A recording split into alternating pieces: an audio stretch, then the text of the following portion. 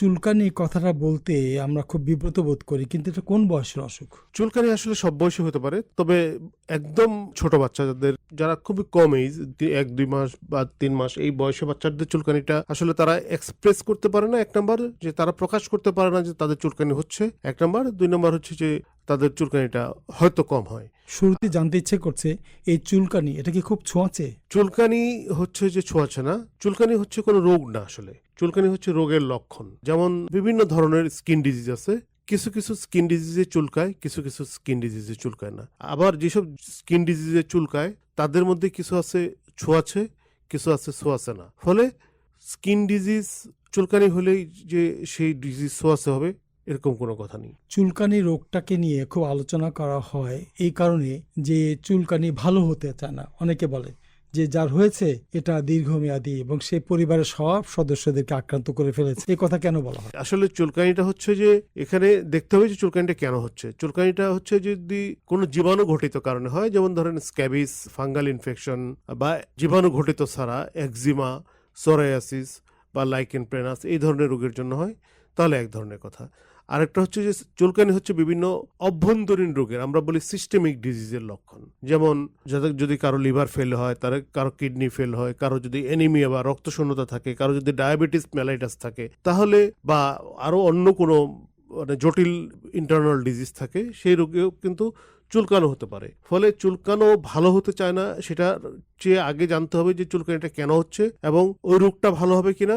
ওই রোগটা যদি ভালো হয় তাহলে চুলকানি অবশ্যই ভালো হয়ে যাবে। চমৎকার বলেছেন যে চুলকানির পেছনে কারণ খুঁজে বার করতে হবে। চুলকানি পরবর্তী ঘা জি অনেক ক্ষেত্রে লক্ষণীয়। পায়ের আঙ্গুলের ফাঁকে ঘা, জি পায়ে ঘা। যারা কর্মজীবী, পরিশ্রম করছেন, মাঠে ঘাটে কাজ করছেন, তারাই বেশি আক্রান্ত হয়ে যায় পায়ে। তো এই যে পায়ের সমস্যা, ঘা হয়ে যাওয়া এবং ঘাটা ভালো হচ্ছে না, এটাও কিন্তু তারা অভিযোগ করেন। এর পেছনে কারণগুলো কি? পায়ের ঘা ভালো হচ্ছে না, এটা দুইটা কারণ। একটা হচ্ছে যে যারা খুব বেশি পানিতে পা ভিজান, অনেকেরই হচ্ছে কি যে আমরা অনেকটা বলি সূচিবায়ু টাইপ, যে কিছু একটা করেই পাটা পানি দিয়ে ধুয়ে ফেললাম। আসলে বারবার তো পা পানি দিয়ে ধোয়ার দরকার নেই, এটা একটা অভ্যাস।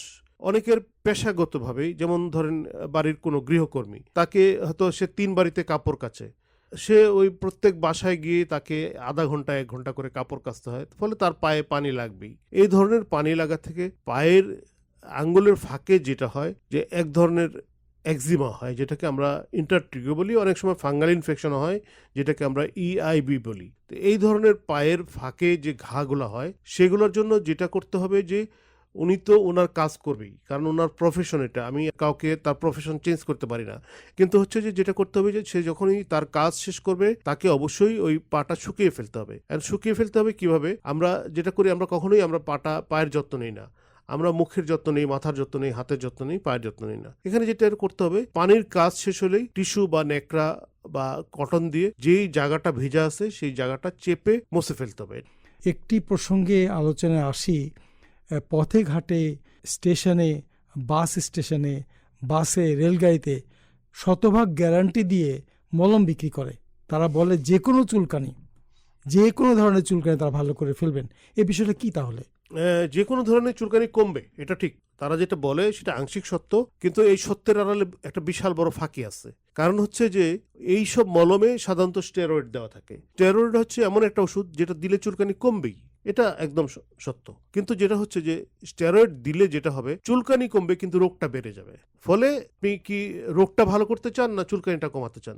যদি আপনি সাময়িকভাবে ভালো থাকতে চান, তাহলে অবশ্যই আপনি মলম লাগাতে পারেন 2-4 দিনের জন্য, কিন্তু এতে যেটা হবে যে আপনার রোগটা আপনাকে বহুদিন বহন করতে হবে এবং ভালো হবে না। প্রিয় শ্রোতা যারা শুনছেন, যে কোনো চুলকানি রোগ সবাই চান নির্মূল হয়ে যাক, সেটা যেন বারবার না আসে, আক্রান্ত হতে যেন না হয়।